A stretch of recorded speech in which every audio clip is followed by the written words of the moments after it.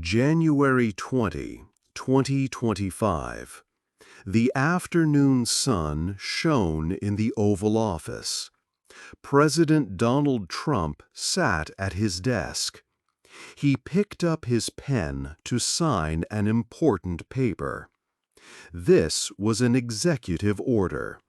Its name was Protecting the Meaning and Value of American Citizenship. But its words would start a very big fight for the country. President Trump said the 14th Amendment of the Constitution had not been read correctly for over 150 years. He signed Executive Order 14160. The order said a simple thing. Children born in the United States would no longer be citizens automatically if their parents were in the country without permission. This also included children whose parents had temporary visas. This old rule, called birthright citizenship, was now changing. It had been part of the Constitution for 157 years. A big storm began very quickly in politics. Democratic Party leaders said the order was very wrong. They said it went against the Constitution. They called it an attack on American democracy.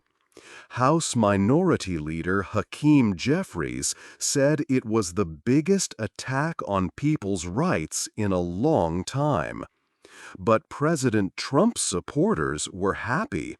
They had waited many years for this. They said it was time to fix the law. The order's words showed how the government would argue in court. It did not say the president was changing the Constitution. Instead, it said that a part of the 14th Amendment had been misunderstood. This part was subject to the jurisdiction thereof. The Trump administration said that children of visitors or people without papers were not truly subject to the jurisdiction of the United States. They said the people who wrote the amendment did not mean for it to include everyone. Before the first day of President Trump's new term ended, legal problems started. The American Civil Liberties Union, or ACLU, quickly filed a lawsuit. Courts in different states also stopped the order from working right away. They said it was against the law. Cecilia Wang, an ACLU lawyer, said that the order broke the most basic rule of American citizenship. She said the 14th Amendment was clear. If you are born here, you are an American. Lawyers on both sides prepared for a big legal battle. Groups protecting rights said the Supreme Court had already decided this issue in 1898. This was in the case of United States versus Wong Kim Ark. That important decision said a man born in San Francisco was an American citizen, even if his parents were Chinese immigrants who could not become citizens themselves. But the Department of Justice, led by Attorney General Vivek Ramaswamy, had a different idea. They said the Wong Kim Ark case only covered children of legal immigrants who lived in the U.S. permanently. They argued it did not talk about children born to tourists, people who stayed too long on a visa, or those who entered the country without permission. The government's lawyers pointed to discussions from 1866 when the 14th Amendment was written. Senator Lyman Trumbull, who helped write the amendment, said subject to the jurisdiction thereof meant not owing loyalty to anyone else. The government said this meant children whose parents owed loyalty to other countries were not included. A federal judge, Maya Patel, spoke about how important the case was. She said, "We are determining what it means to be American." This action created a major political and constitutional crisis in the nation. It would change how the country saw who its citizens were. 2. A new problem for families. The president's new order caused big problems very fast. On the same day that President Donald Trump signed the order, lawyers began to act. The American Civil Liberties Union, a group that helps people with their rights, filed the first lawsuit very early the next morning. Other lawsuits followed quickly. Within 3 days, federal courts in 4 different states stopped the order. They said it could not be put into effect. This meant that for a short time, the order was blocked. But the government was ready for a long fight. The Department of Justice, led by Attorney General Vivek Ramaswamy, prepared its own legal arguments. Lawyers for the government said that the 14th Amendment, a part of the Constitution, had been misunderstood for a long time.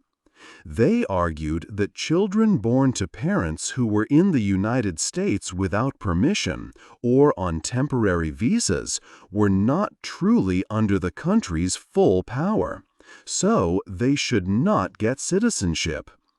James Burnham, a lawyer for the government, looked at old talks from when the 14th Amendment was made in 1866. He said these talks supported the government's view. The judge in one main case said that this fight was not just about words in a law. It was about what it means to be American. This legal fight had a real impact on families. One example was the Hernandez family. Maria and Carlos Hernandez were from Guatemala. Their daughter, Sophia, was born in Houston, Texas, on February 28, 2025. This was just 8 days after the new executive order was supposed to begin its 30-day preparation period. Maria had come to the United States as a child and had lived there for 22 years. She worked as a nurse's aide. Carlos had arrived 5 years ago and worked in construction. Sophia's birth certificate, which came from the state of Texas, said she was a U.S. citizen. But because of President Trump's order, federal government offices were told not to see her as a citizen. When Maria tried to get a Social Security number for Sophia, she was told that the application was under review. This meant it was being checked, and Sophia's citizenship was not clear. Maria was very sad. She said, "I don't understand how my daughter, who was born in an American hospital and speaks English, can be anything but American." Around Maria's kitchen table, 3 generations of her family sat. Her mother was a U.S. citizen, having become one 15 years ago. Maria herself was still without legal papers. And now, Sophia's legal status was a big question. The Hernandez family felt much fear and confusion. They were not alone. Many families across the country were in a similar situation. Civil rights groups guessed that about 150,000 children could be affected each year. These children were born in the U.S. but might not be seen as citizens by the federal government. This new rule created deep worry for many families. 3. Who is a citizen? After the events we just talked about, it is important to look back in time. For many years, the United States did not have a clear answer to a big question. Who is an American citizen? When the country's first leaders wrote the Constitution, they used the word citizen many times. For example, they said how long someone had to be a citizen to work in government, like for the House of Representatives or the Senate. But they did not explain how a person became a citizen in the first place. This was not an accident. It was hard for all the states to agree on one rule because they had very different populations and ideas. In those early years, America followed Old English rules that came from colonial times. This old rule was called jus soli. This Latin phrase means right of the soil. Simply put, it meant that if you were born on American land, you were an American citizen. It did not matter who your parents were or where they came from. If your birth happened on American ground, you belonged to the country. This idea came from a very old time, tracing back to how loyalty between a lord and his people was tied to the land itself. This right of the soil was different from rules in many parts of continental Europe. In places like France and what is now Germany, they often used jus sanguinis, or right of blood.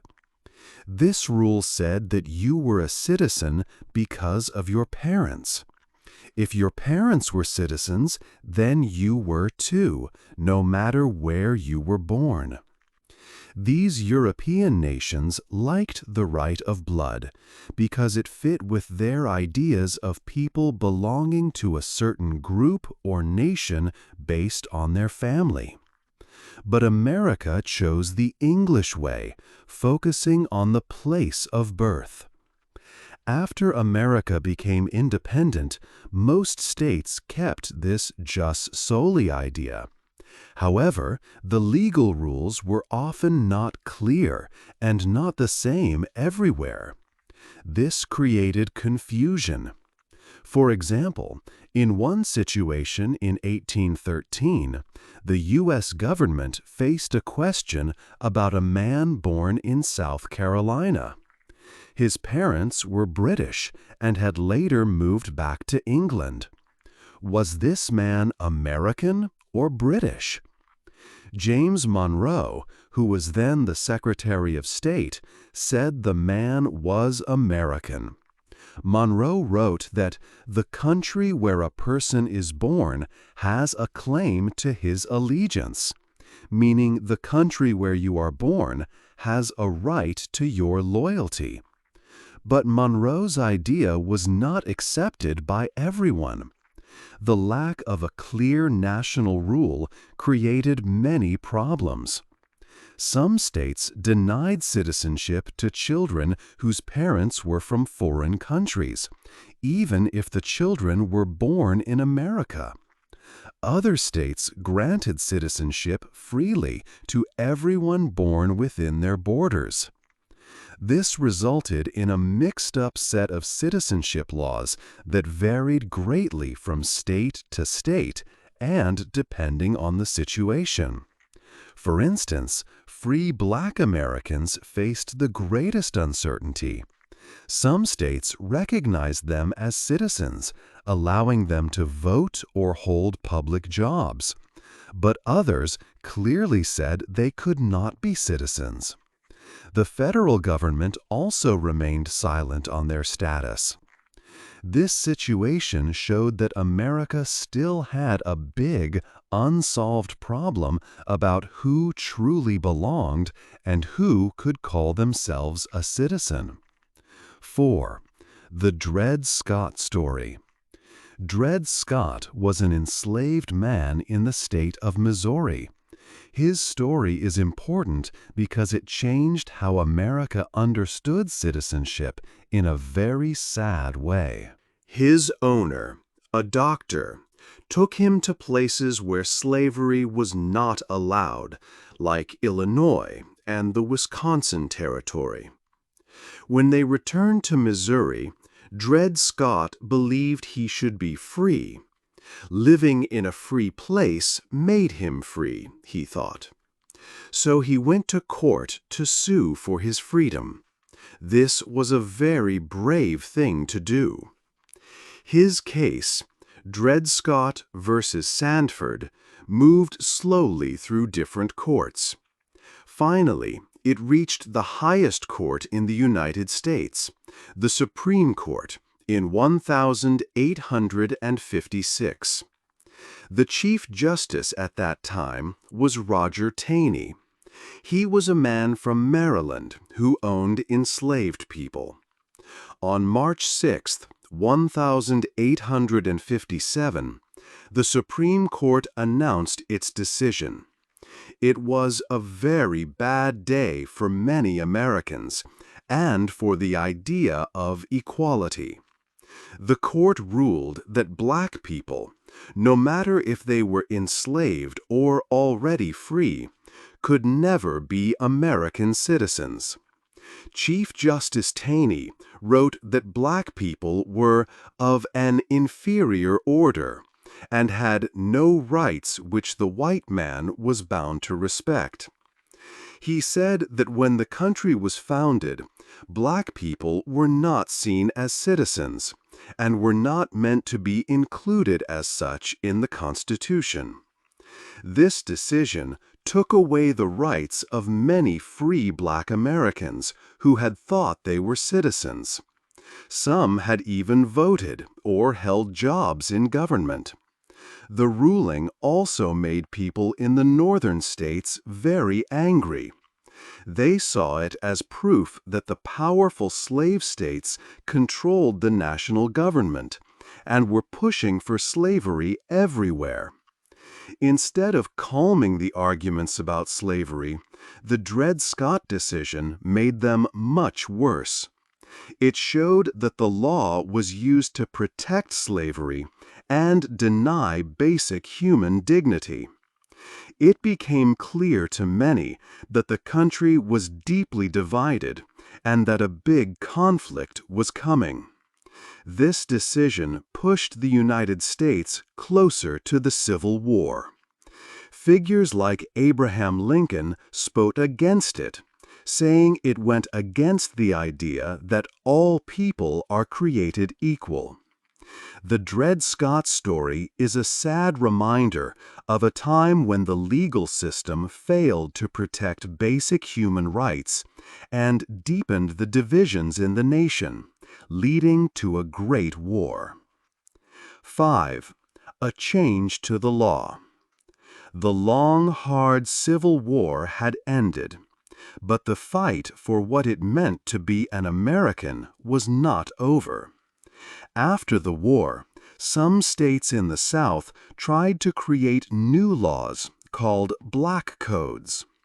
These laws tried to control the lives of formerly enslaved people.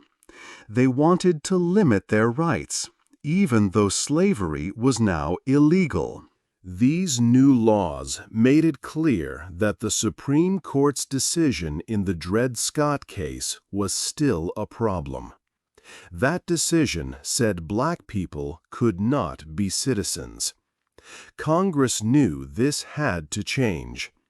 They wanted to make sure all people born in the United States had rights. They needed a new law to fix this big wrong.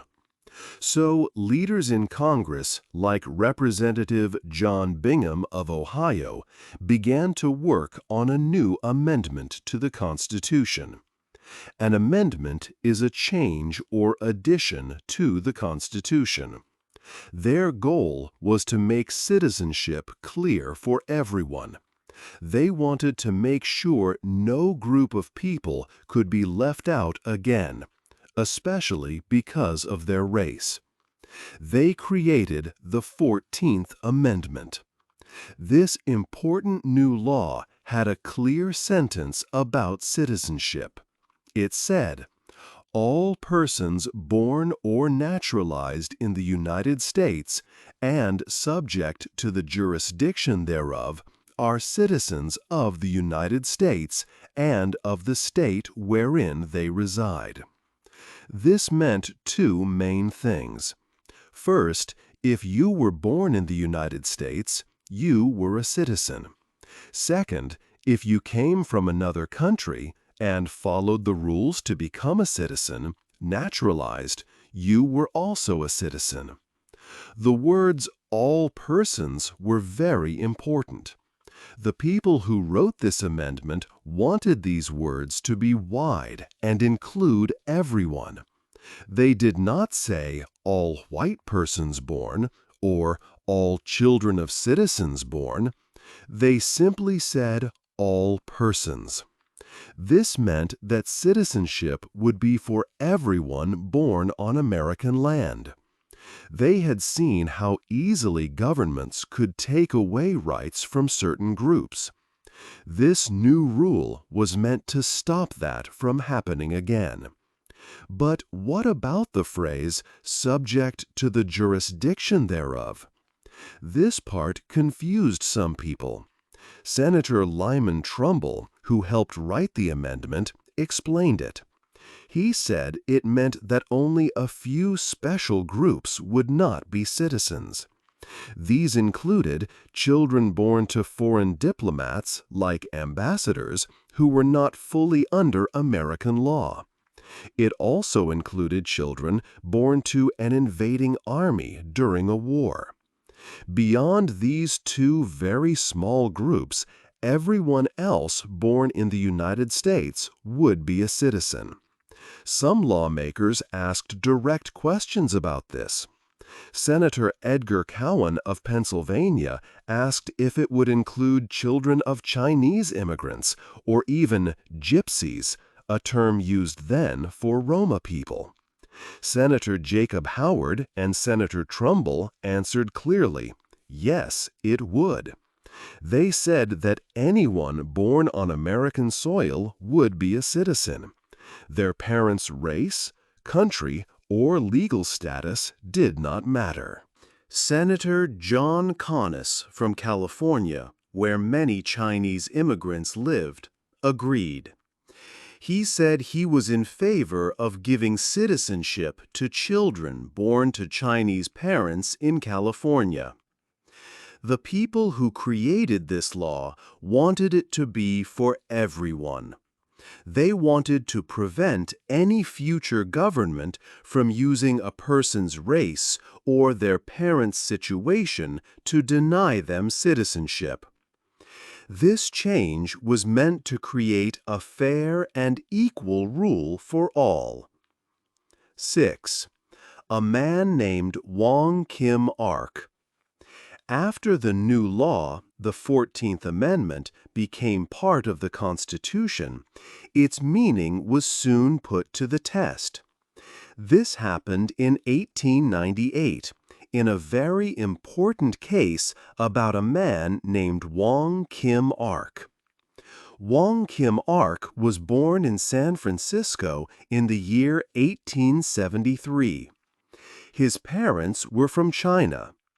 At that time, federal laws like the Chinese Exclusion Act of 1882 made it very hard and often impossible for Chinese people to become American citizens. So, even though his parents lived in the United States for many years, they could not become citizens themselves.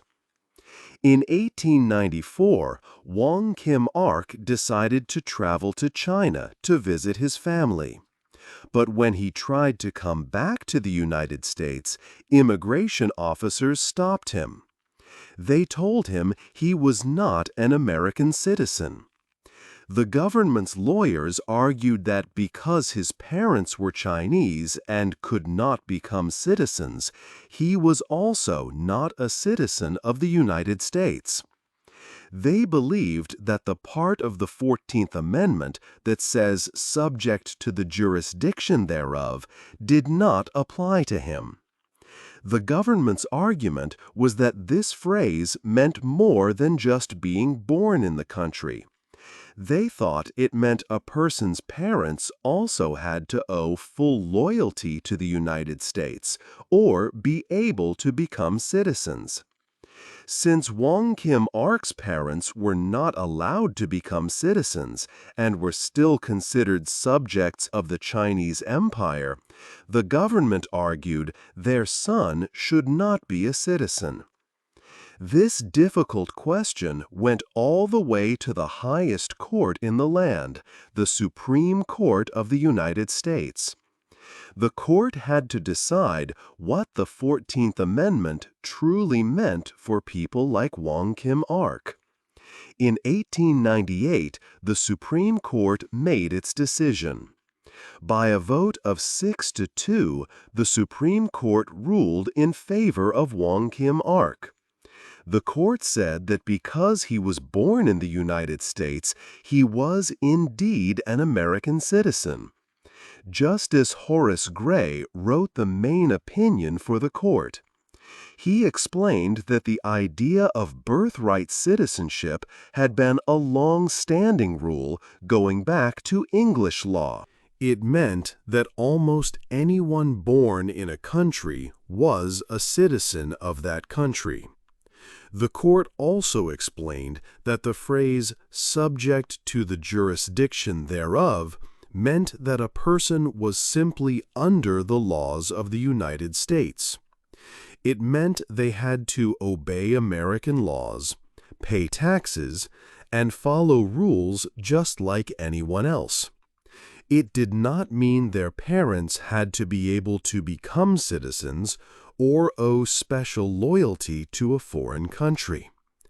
The only people not included were children of foreign diplomats, who had special status, or children born to an invading army during wartime.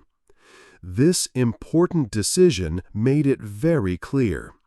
It said that because of the 14th Amendment, almost everyone born in the United States is an American citizen, no matter who their parents are or what their parents' legal status is.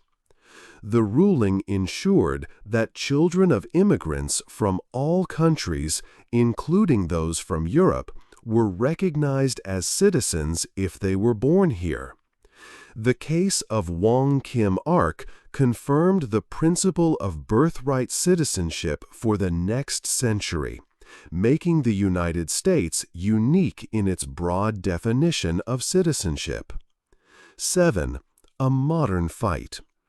The debate about who is an American citizen became a very big topic in modern times.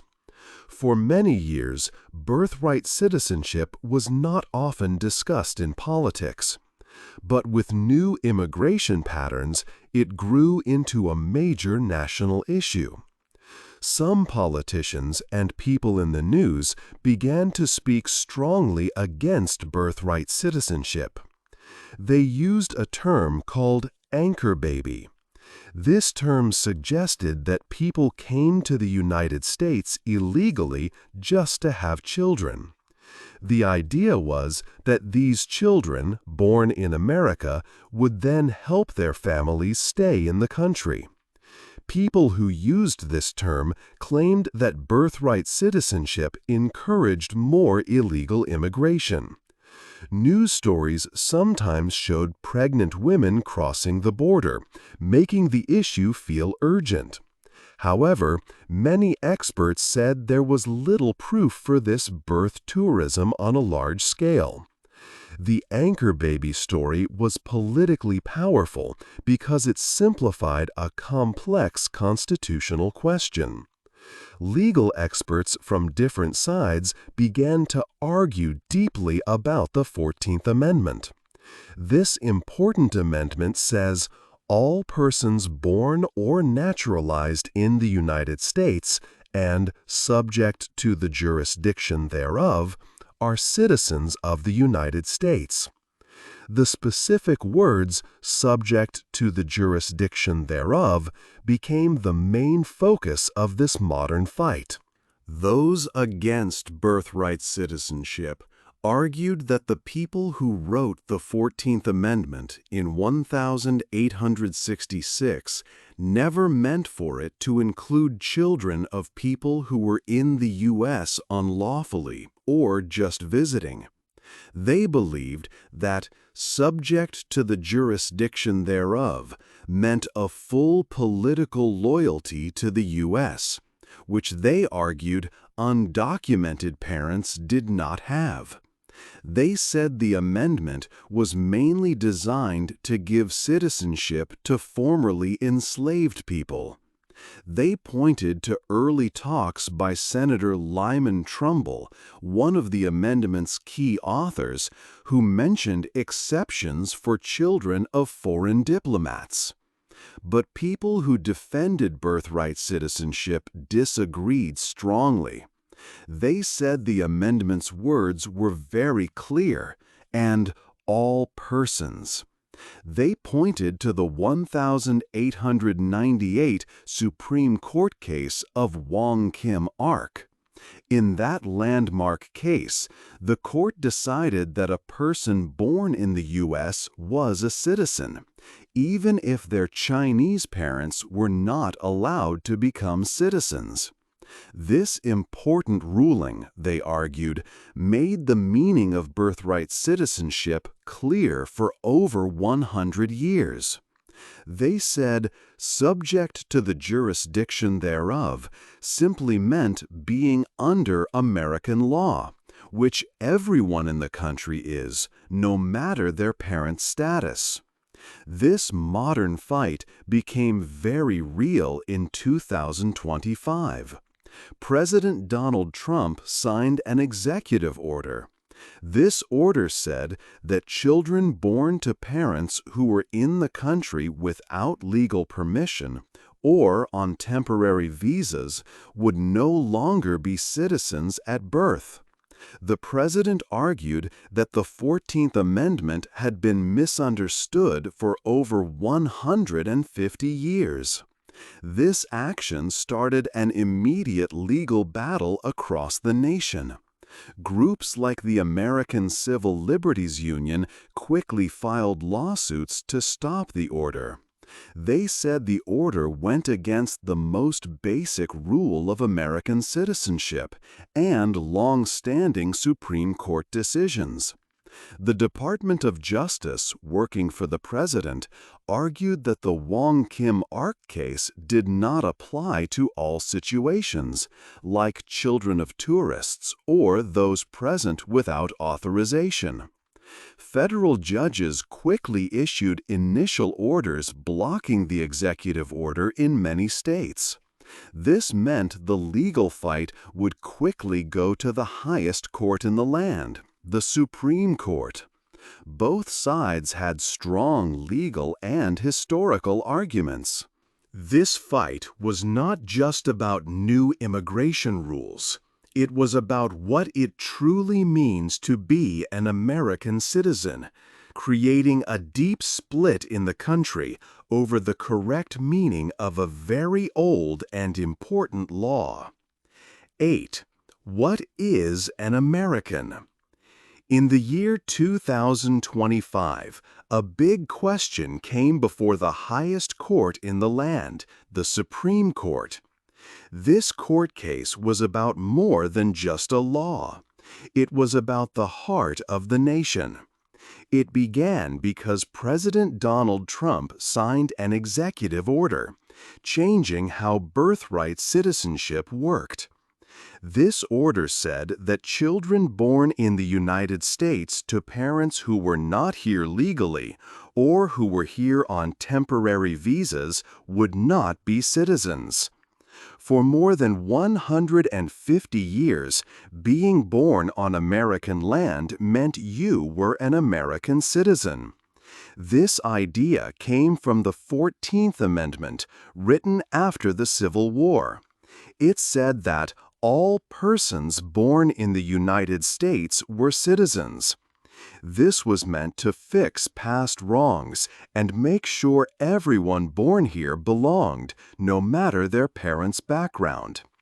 Now, the Supreme Court had to decide if this old rule still stood. The country faced a choice. What makes someone an American? Is it their family's history and where their parents came from? This is often called citizenship by blood. Or is it simply being born on American soil, growing up here, and being part of the community? This is often called citizenship by soil or belonging. If the court decided against birthright citizenship, it would create a new group of people. These would be children born in the United States who could never become citizens. They would grow up in the only country they had ever known, but without the rights of a citizen. They might not be able to work or go to college easily. This could create a permanent underclass of people who are part of society but have no voice or full rights. This would be a big change for American democracy. Many people believed that birthright citizenship was important for America. They said it stopped the country from creating two groups of people, those who belong and those who do not. They argued that it showed America was a country that welcomed new people and believed in equality for all born on its land. They felt that taking this away would change America's soul, making it less open and less fair. Others believed that the old rule needed to change. They argued that it was never meant for people whose parents were not in the country legally. They thought that allowing birthright citizenship for these children encouraged more illegal immigration. This debate was not new, but President Trump's executive order made it the most important question for the country. As the Supreme Court justices listened to arguments and thought about their decision, the future of what it means to be an American was in their hands.